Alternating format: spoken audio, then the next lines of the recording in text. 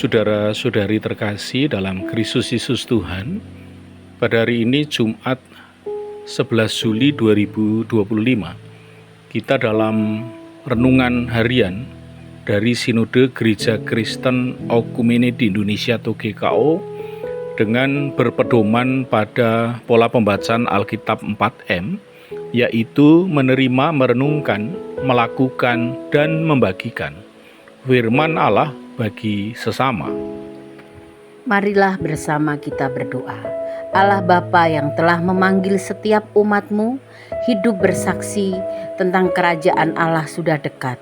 Kami yakin percaya bahwa Roh Kudus selalu mengingatkan, mengajarkan, menuntun dan memberi kuasa agar kami lebih lagi menjadi saksi yang setia serta maksimal. Dalam nama Tuhan Yesus kami berdoa dan menerimanya. Amin. Bapak, Ibu, Saudara-saudari terkasih dalam Kristus, saya Pendeta Yoga Wiono bersama istri Bu Yuni yang secara bergantian mengajak setiap kita untuk mengalami kuasa firman Tuhan dari dalam kitab Lukas pasal 10 ayat 9-11 dengan judul Kerajaan Allah sudah dekat pada kita. Lukas pasal 10 ayat 9-11. Dan sembuhkanlah orang-orang sakit yang ada di situ, dan katakanlah kepada mereka, kerajaan Allah sudah dekat kepadamu.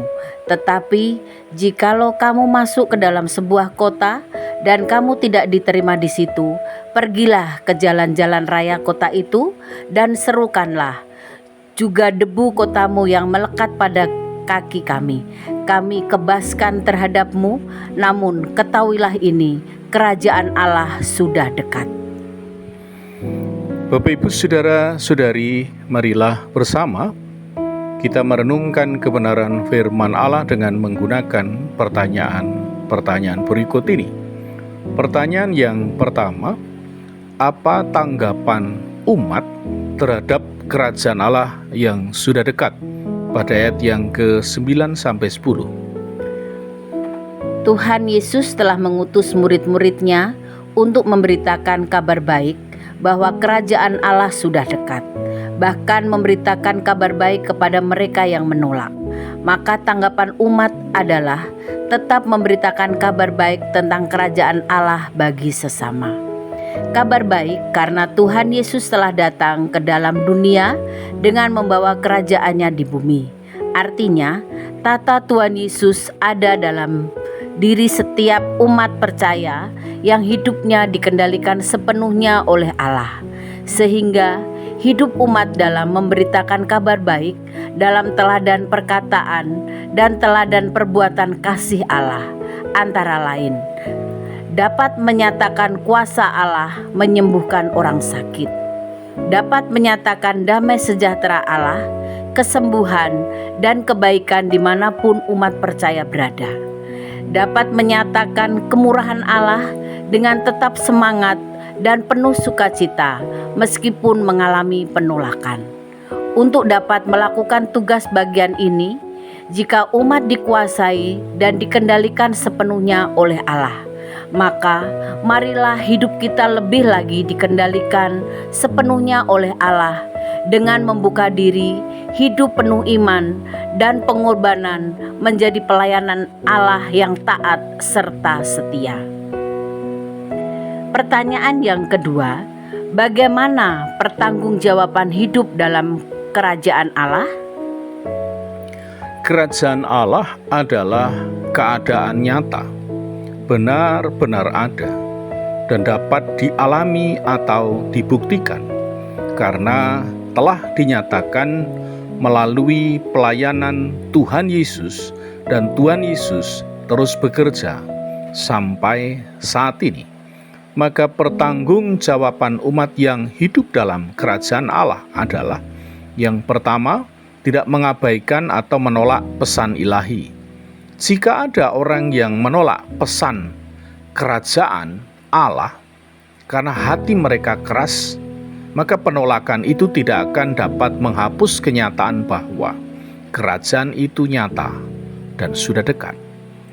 Yang kedua, tetaplah semangat hidup dalam menyatakan kerajaan Allah sudah dekat. Karena murid-murid bahkan mengguncangkan debu sebagai tanda tegas penghakiman bagi yang menolak. Setiap orang akan dimintai pertanggungjawaban. Apakah umat percaya memberitakan kemurahan Allah?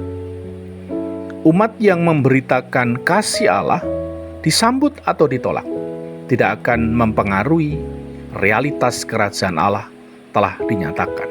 Untuk itu, marilah kita semakin menjadi bagian dari kerajaan Allah dengan hidup maksimal menyatakannya. Berdasarkan firman Tuhan dan uraian pengajaran ini, apa yang menjadi komitmen kita selanjutnya? Kerajaan Allah sudah dekat pada kita, maka hendaklah kita memastikan diri dan berkomitmen lebih lagi. 1. Hidup lebih lagi membuka diri dikendalikan sepenuhnya oleh Allah. 2. Hidup lebih lagi memberitakan kerajaan Allah. Ketiga, hidup menyatakan damai sejahtera Allah, kesembuhan, dan kebaikan dimanapun kita berada. Dan yang keempat, hidup semakin menjadi bagian dari kerajaan Allah dengan maksimal menyatakannya. Kelima, hidup lebih lagi dalam misi ilahi bagi sesama dan alam semesta.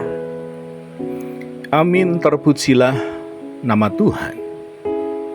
Marilah kita lakukan komitmen kita bersama ini dengan memohon pimpinan dan kekuatan Roh Kudus untuk mewujudkannya. Mari kita tutup saat teduh kita dengan berdoa. Ya Allah Bapa di surga, kami doakan firman-Mu jadi dalam kehidupan kami. Kami bersyukur selaku umat Allah agar sisa waktu hidup kami bersaksi kerajaan Allah sudah dekat. Untuk itu, kami mau hidup kami dikendalikan sepenuhnya oleh Allah dalam mewujudkan visi misi Allah di bumi.